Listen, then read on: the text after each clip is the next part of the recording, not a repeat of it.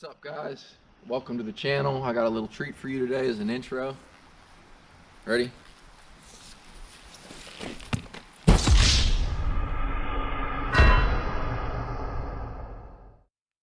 been a while.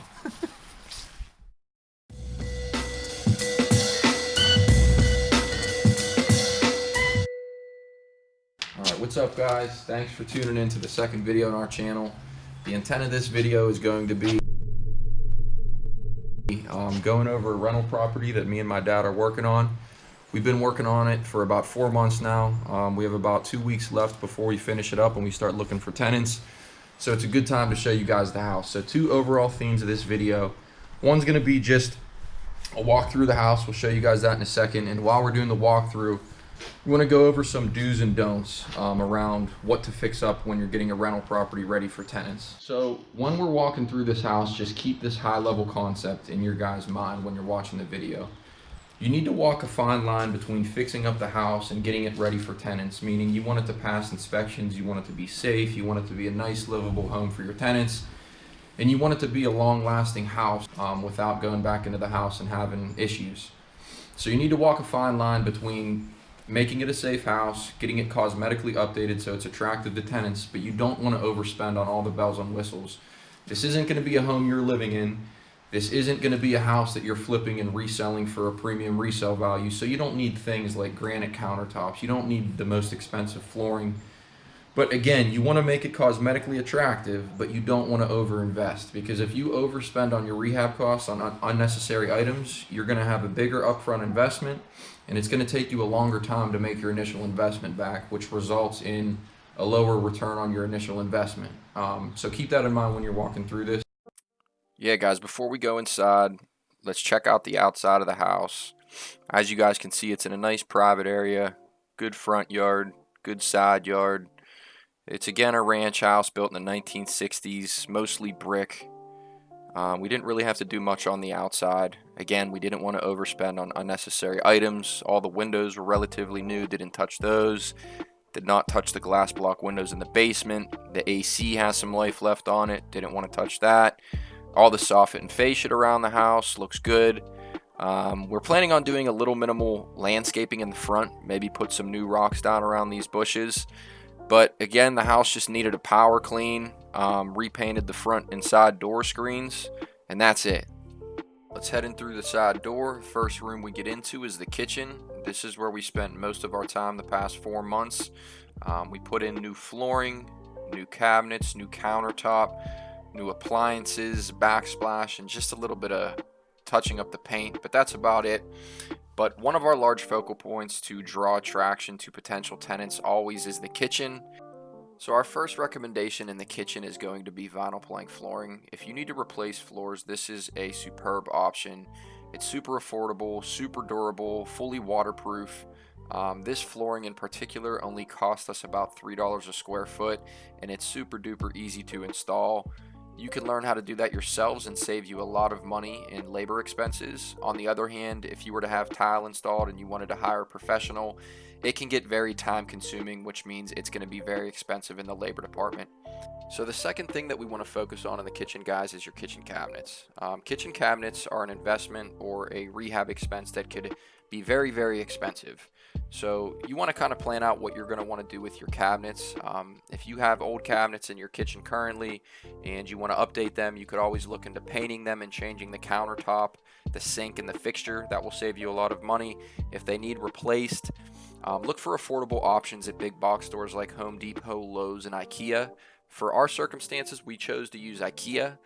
Our kitchen cabinets actually only cost us $5,000, and that was the installed cost of the cabinets. They're not real hardwood, obviously. They're made out of medium density fiberboard, but they're solid cabinets. Hopefully they last a long time. I actually have IKEA kitchen cabinets in my house. They're 28 years old and they still look new. And that's part of the reasoning that we decided to go with IKEA kitchen cabinets, because they're durable, they're affordable, and their process to get them installed is super duper easy. Let's talk about doing backsplash in the kitchen for your rental property. So this is definitely something that is not a necessity. You do not have to do it. The reason that we chose to do it in our rental property is because it was only $2 to $3 in materials per square foot for the actual tile. It only took me and my dad about a day to do the whole job, and it was not that hard of a job whatsoever for us. So we decided to do it just because we believe that the attractiveness that it brings to the kitchen outweighs the actual cost of the materials. So again, if you're able to do this job and you want to bring a little bit more of a cleaner look to your kitchen, we do recommend it, but by no means is it 100% necessary to do on your rental property. So let's move from the kitchen into the bathroom. The bathroom is not the room where we spent the most money, but it is definitely the room where we spent the most time and labor fixing things up ourselves. The first thing I want to talk about and point out in this bathroom is the tile that goes around the actual tub. We spent a lot of time putting this tile in. It's a project that is pretty tedious. Um, it's not super expensive, but it's not super cheap at the same time. It all depends on the tile that you select to use. But this is a job that is a very hands-on job. You can't do it incorrectly. Everything has to be waterproofed and done right, or you're going to run into problems down the road. So it took us a really long time, and I feel like we could have spent our time elsewhere working on other things.